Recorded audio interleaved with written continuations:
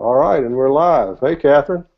Hey, And I think we may have gotten Spencer. He just got popped up on the Spencer. screen. How All about right, Hey, that? how are you guys? great. Good. Oh, okay. For anybody that doesn't know, we had a little trouble getting Spencer here, but he made it just in the nick of time. Clutch, clutch. All right. And we No, want to know how you did it later, okay? Yeah, sure. right. Yeah, if I can tell you. Okay, good. All right, well, welcome to 2120 Marketing, everybody. We have three of us here by the grace of God this afternoon. Spencer Powell with TMR Digital, and myself, I'm Richard Dannenberg with VP Marketing, and we have Katherine Tatterfield with Hello. Print Firm, who is joining us as our special guest expert. And what that actually means is that I don't know much about SEO, and I needed help. So let's get started. Today's topic is SEO. We'll just start with a wide open question. What is SEO and why does it matter? And I will be relying on these two digital natives to answer a lot of these questions and just look kind of stupid here. Well, you want to kick us off there? Just did. Spencer, it's all yours. All right. Well, SEO is extremely important today, mainly because people go online to do their research about a product or a service. So they may become aware of a product or a service through direct mail, print, TV, radio, some of these offline channels.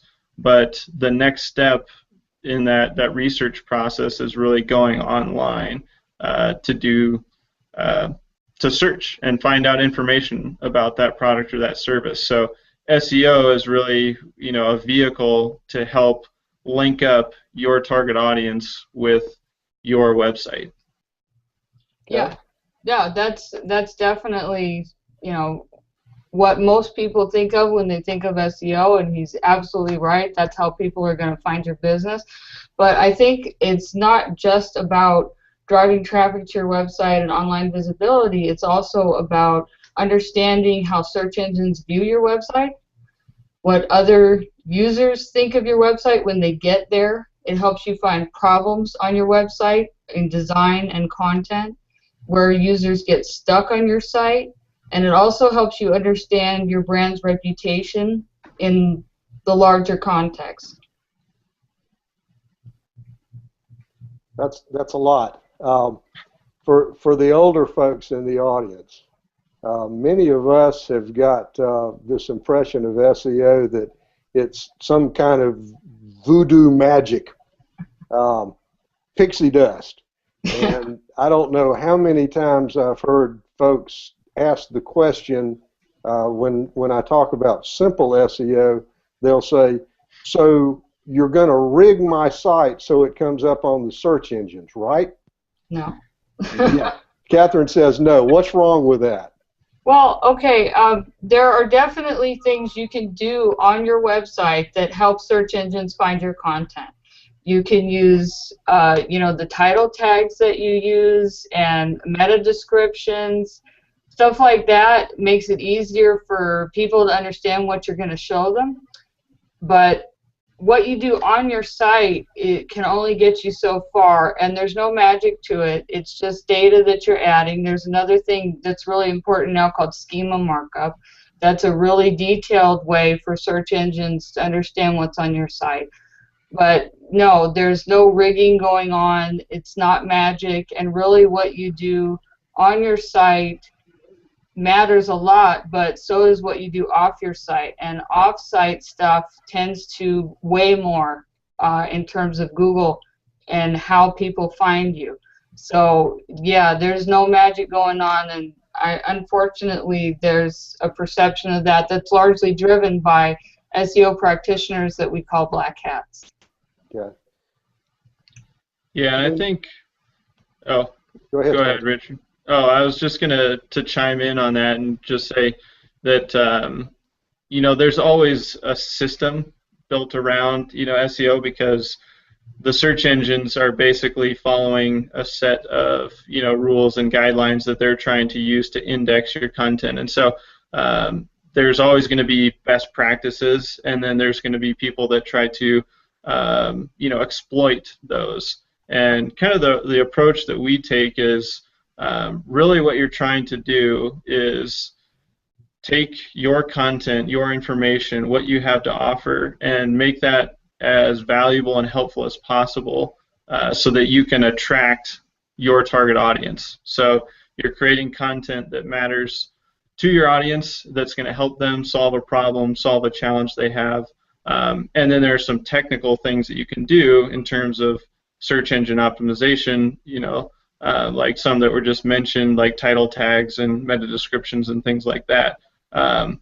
But in general, I think what you referenced in terms of off-site things impacting what happens on your site, if you create really good content on your site, you'll find that people will start linking back to you. They'll start sharing your content. Some of those off-site activities then kind of create that spiral. But what we found is that it takes a long time. It takes a lot of effort, a lot of energy, because it's kind of from the basis of really good content, and that's not you can't just whip that out easily.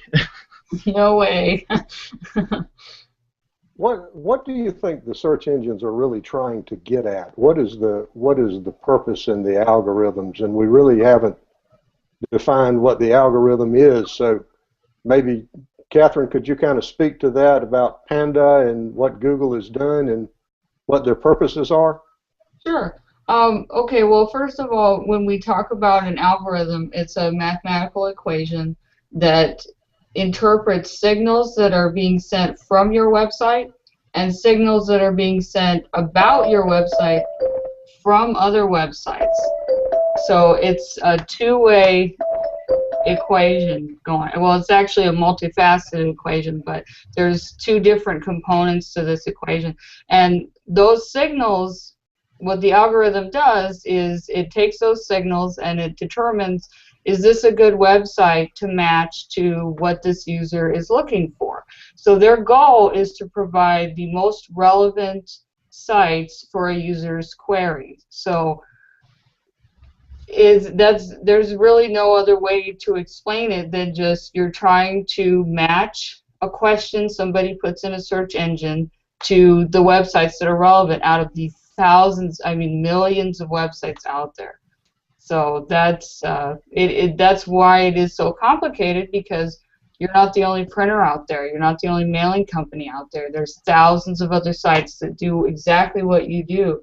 So your challenge is really to figure out, okay, how do I get the best quality traffic to my site?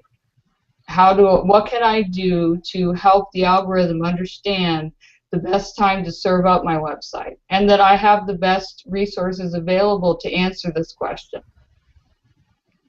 Okay, we've got a question or two that popped up on Twitter Cool. from Kate at Washington Graphics. Would you say that time is an important part of SEO? How long until we should expect seeing improvements in ranking? Yeah, I think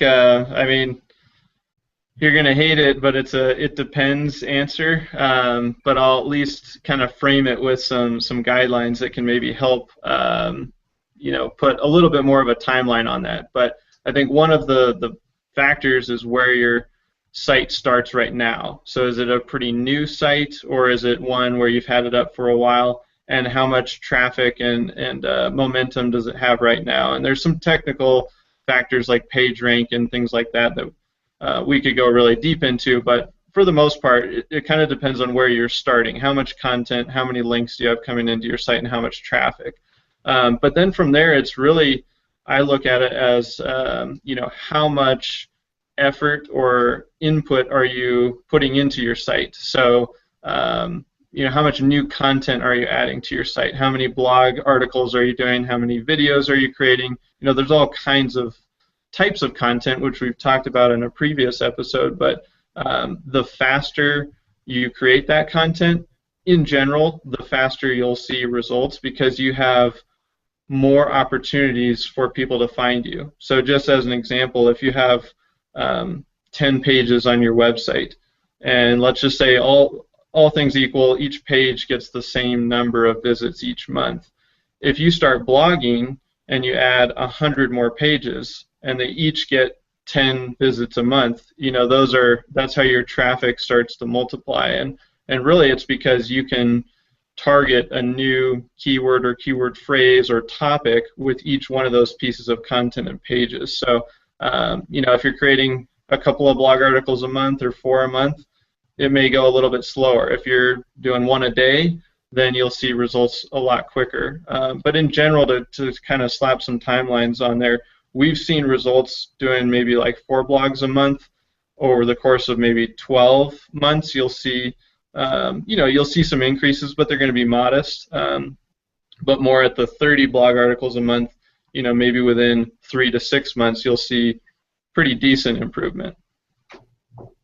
Yeah, I think that's absolutely right, that there's no magic number. I mean, the standard answer you're going to get from an agency or something like that, it's going to be 3 to 6 months. But like you said, Spencer, it all depends on the amount of content that you have on your site and that you're going to produce, and the quality of the content that you do produce. Because I think where a lot of printers run into trouble is they do all this blogging, but there's no real strategy behind it. So you're going to get a lot better results from your blogging if you go into your analytics and you see what's working for you in terms of the keywords that you're using and how people are responding to that. Same thing on your social accounts. What are people responding to there? And you use that data to fuel your SEO strategy, and you will get faster results because you're using stuff that you already know is working for you. So if you do that, yeah, like Spencer said, 3 to 6 months, you will notice an increase in traffic. And for a company like yours, Kate, it's going to be more like 3 to 6 months because you've already built the groundwork in your social communities. For people that don't have the social communities, I would say more like 6 to 12 months. Let's kind of riff off of that just a little bit and talk about the mechanics. And Catherine, I think you can probably take some of this too. Spencer, you talked about content and the search engines, I guess literally indexing content, but what are some of the other things that you can do? And Catherine, when you talk about a strategy, what are the components of the strategy? Should I answer first or should you answer first? I'm going to let you answer first. Catherine? Me? Okay. Well, when I talk about strategy, what I mean is really using the data that you have in terms of, you can look in your analytics account and there's other sources to get this data, but you can see the keywords that people are using already to find your site. And you can see whether those people that are using those keywords are leaving your website immediately, or if they're staying there a little bit longer and actually absorbing the information that you've got. So when you find the keywords that people are responding to, you say, okay, I'll create content around that. But you also look and you say, wow, my competitor's got all this content on business card printing. That's crazy. I'm never going to be able to get anywhere with business cards. But they don't have anything on plastic cards. I print plastic cards, they don't. So that's an opportunity for you to really give yourself a boost and create content around a product that you have that there's less competition. Competition is a big thing in SEO. So that gives you a leg up. So you don't necessarily want to go after the stuff that has the highest traffic, because as a small company, you're not going to be able to compete in that space. You have to look and say, well, what is actually going to work for me? Okay. Spencer, chime in.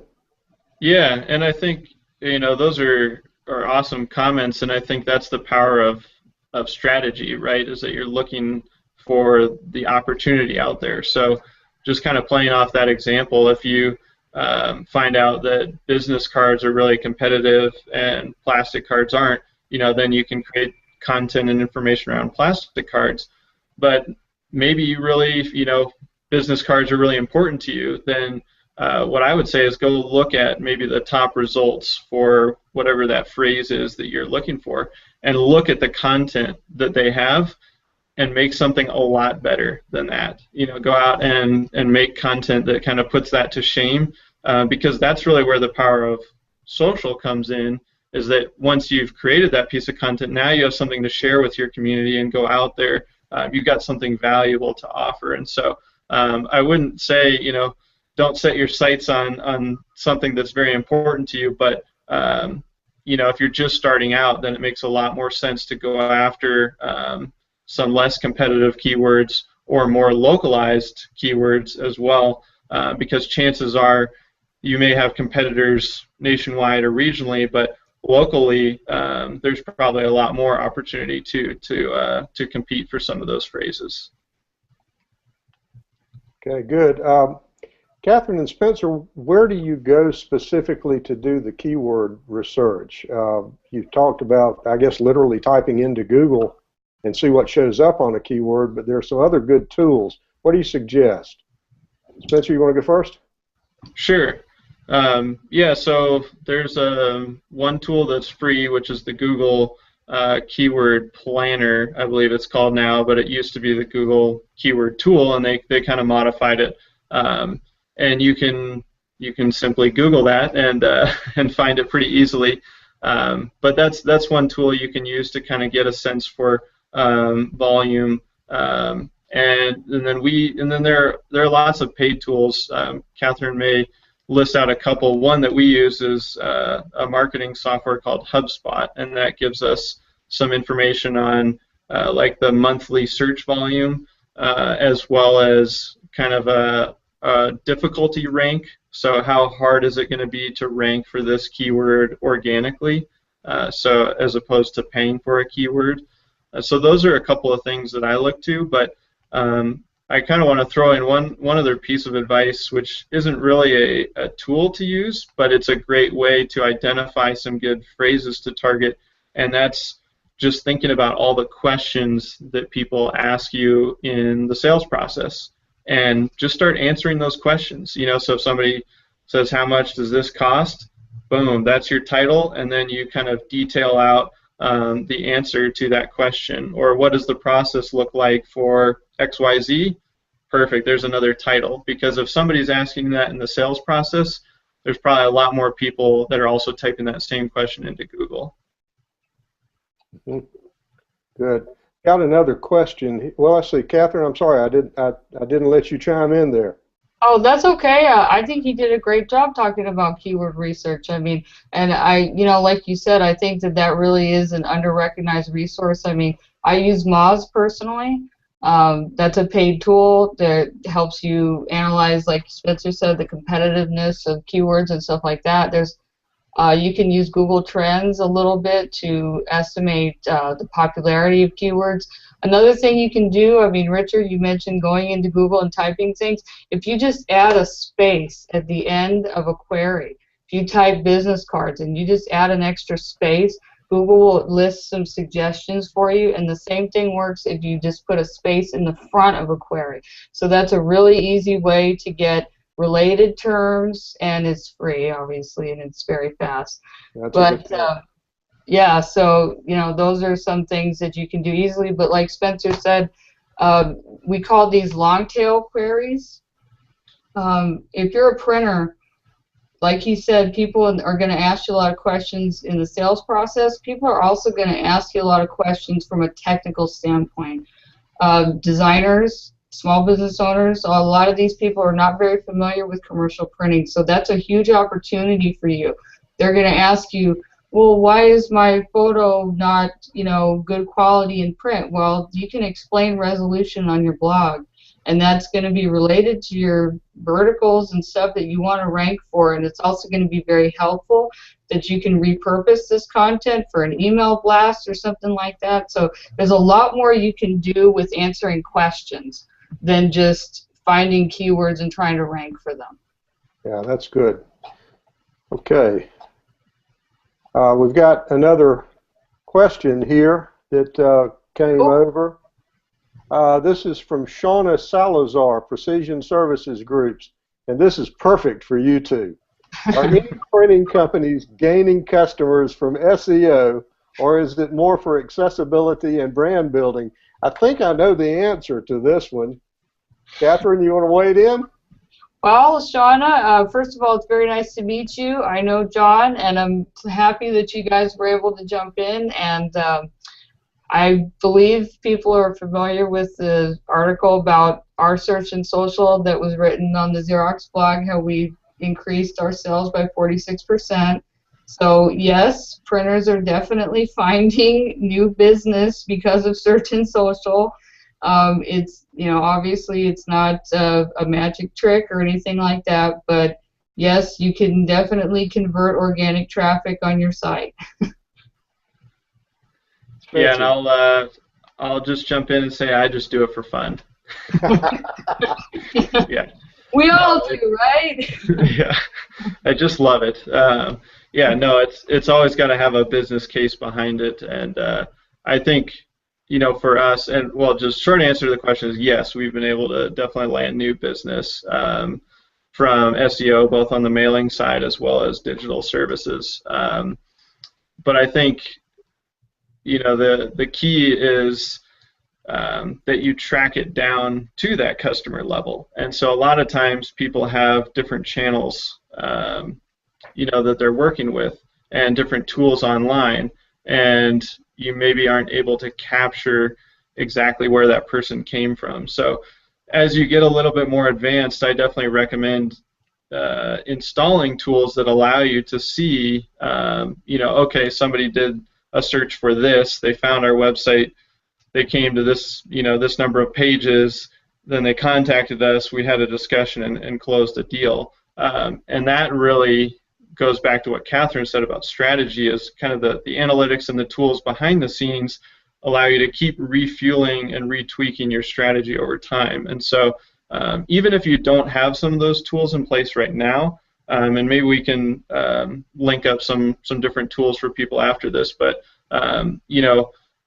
when you're talking to them, just ask them how they found you, and even ask them just, hey, do you remember what you searched online? And they may not remember exactly, but it'll give you at least a good sense of whether you are capturing customers from the web, and that can make a good case too for continuing to do marketing online, because I think a lot of people get started and they maybe will see a little bit of tangible results, but they maybe didn't make the effort to just track it at least a little bit, and then it's kind of hard to tell if you don't track it. So I think that's really important as well. Okay, let's have a question for the old folks again. I have a website. Maybe it's one of the websites for printers type templated websites. Right. And I want to get started with SEO, and that's about all I know. What do I look at first? And how do I go about this process? Is it best for me to focus on content first? Do I need to try to figure out the analytics, or is it all of the above? What would you do first? The first thing I would do, especially with those template kind of sites, is I would make sure that you have a content management system in place, because without a content management system, you're going to have a real hard time. I'm not going to lie to you. A lot of those sites are not very well equipped to handle search engine optimization, and especially not for a guy like you're referring to that doesn't really know a whole lot. So if there is no content management system, I would definitely recommend that you talk to a developer about getting one in place. You can install WordPress on your site and be able to manage it yourself for maybe $600, $800, depending. I know it sounds like a lot of money, but you can't really start anywhere if you can't publish your own content. So. Okay. Yeah, and I'm a numbers guy, so I'll say the analytics piece. But I do want to tag along with Catherine. I mean, if you can't control your own website, it's just going to be a huge challenge for you to do anything really, to change content, to optimize it, to add new content. I mean, you're just going to have to go back to whoever designed it, and that's really today. That's not the standard. The standard is that you and your business should have full control of your website. Barring a few design changes or custom things, you might have to use somebody else, but you should be able to do most everything. But for me, the analytics piece would follow right behind that, because if you can't measure what you're doing, then it's going to be really, really tough to improve and to tweak over time. So I'd put that up there at the top. Okay, let's riff off that a little bit. What about hiring an agency for SEO? White hat agencies and black hat agencies. If you read anything about SEO, you'll find out about that. And I know that lots of people have gotten in trouble for doing it the wrong way. But what do you suggest there?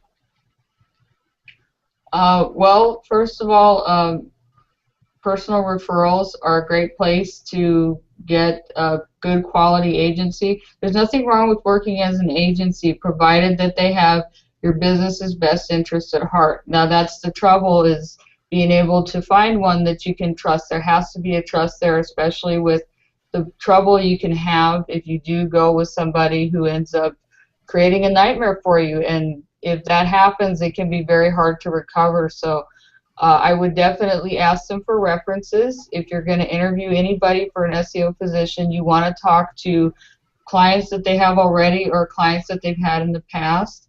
And do your own research on the company, because part of SEO is controlling reputation.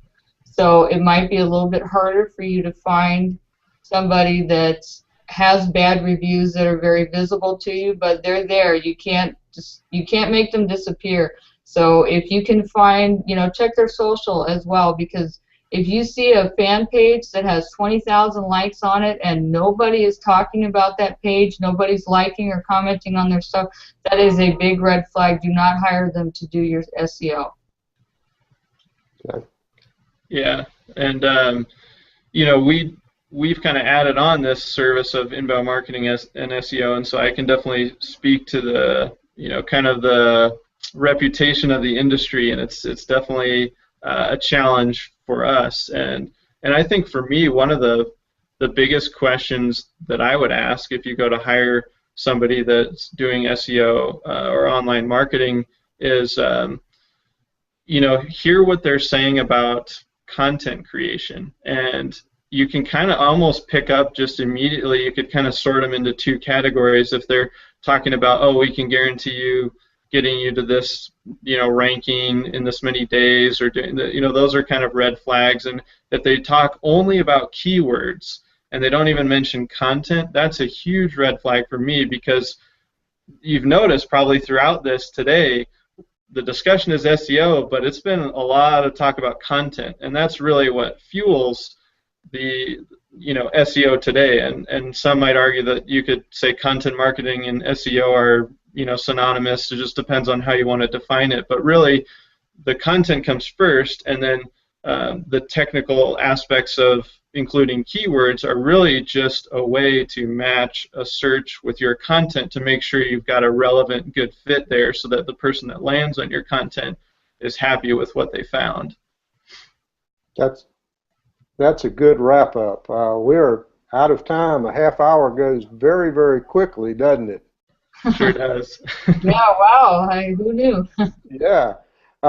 Let's just go between the two of you once more and give us a few sentences that will kind of wrap up for the viewer what, in essence, the key to SEO is, if there is such a thing.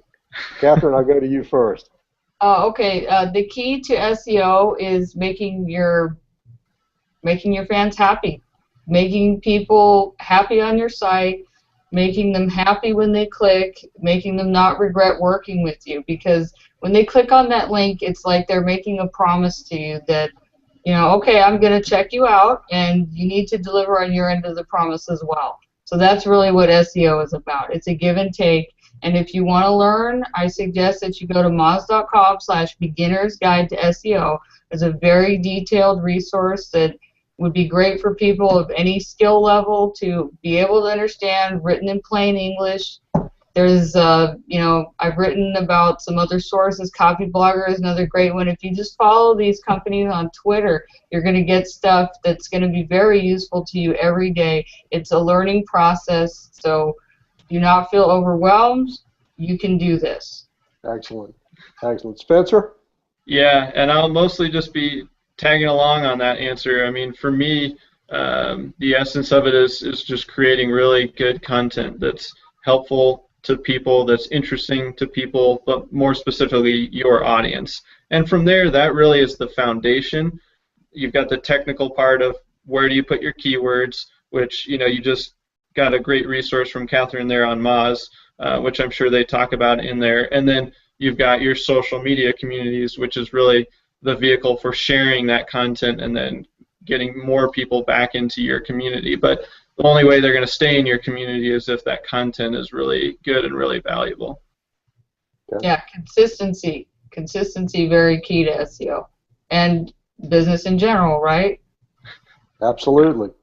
Not 30 blogs this month and then stop. Exactly. Or I'm gonna tweet every hour and then all of a sudden, oh well, not so much. No, it's you gotta keep on this stuff, guys. I see a lot of that in print. I see a dead blog that hasn't been updated in a year. I see a Twitter account hasn't been updated in months. That's not gonna get you very far, guys. Right.